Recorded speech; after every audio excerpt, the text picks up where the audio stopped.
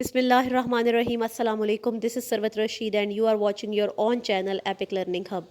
Dear students, आज के इस वीडियो में हम बिजनेस स्टैटिस्टिक्स की पेयरिंग स्कीम डिस्कस करेंगे क्लास 12 यानी आईकॉम पार्ट 2 की। तो चलते हैं बोर्ड की तरफ। जी स्टूडेंट्स, तो बोर्ड पर आप देखें कि सबसे पहले मैंने चैप्टर वाइज, टॉपिक वाइज और MCQ, short question, long questions के कॉलम बना दिए हैं। ऐसा है बेटा, मैंने ये पेपर पैटर्न बनाया है अजीम पब्लिशर की जो बुक है बिजनेस स्टैटिस्टिक्स की, उसके अकॉर्डिंग, क्योंकि हमारे जो ज़्यादातर कॉलेजेस में अजीम पब्लिशर की बुक ही पढ़ाई जाती है। अगर इसके अलावा कोई और बुक आप पढ़ रहे हैं तो आप अपनी बुक के चैप्टर नंबर को इग्नोर कीजिएगा और जो टॉपिक्स हैं उनके अकॉर्डिंग अपनी पेयरिंग स्कीम को मैच कर लीजिएगा, ठीक है।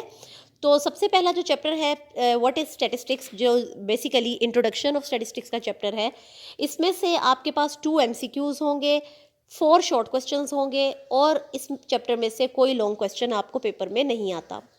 Chapter number 2 presentation of data है। डेटा की प्रेजेंटेशन वाले चैप्टर में से आपको 2 एमसीक्यूज़ आएंगे, 3 शॉर्ट क्वेश्चंस और एक कंप्लीट लॉन्ग क्वेश्चन आएगा। दोनों ए और बी पार्ट उसके चैप्टर नंबर 2 में से यानी प्रेजेंटेशन ऑफ डेटा में से होंगे।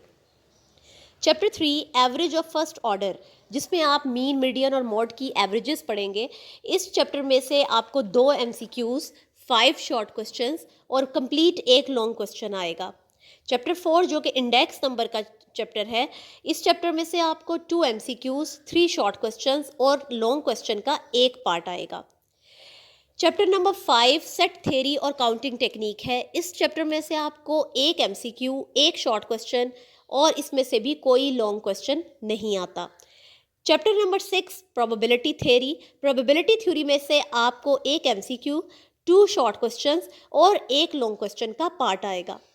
अच्छा डियर स्टूडेंट्स, ये जो मैंने पेपर की जो स्कीम लिखी है, जो क्वेश्चंस के नंबर्स लिखे हैं कि किस चैप्टर में से कितने एमसीक्यू, शॉर्ट और लॉन्ग आएंगे, ये आपके रीसेंट एग्जाम्स जो 2023 का बिजनेस स्टैटिस्टिक्स का पेपर आया है, ये उसके अकॉर्डिंग है।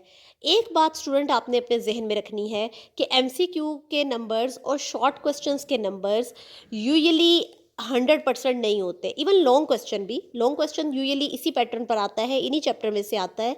लेकिन आपने ये बात हमेशा जहन में रखनी है कि पेयरिंग स्कीम कभी भी 100% फॉलो नहीं हो रही होती, लेकिन मोस्टली जो पेयरिंग स्कीम एग्जाम्स में आती है वो यही है। ओके डियर स्टूडेंट्स, अब मैं आपको लॉन्ग क्वेश्चंस के बारे में थोड़ी सी डिटेल बता दूं कि किस तरह से जो आपके 3 लॉन्ग क्वेश्चन हैं, जो कि क्वेश्चन 4, 5 और 6 की नंबरिंग के साथ आपको पेपर में आते हैं, उनकी डिवीजन ए और बी पार्ट में किस तरह से हुई है।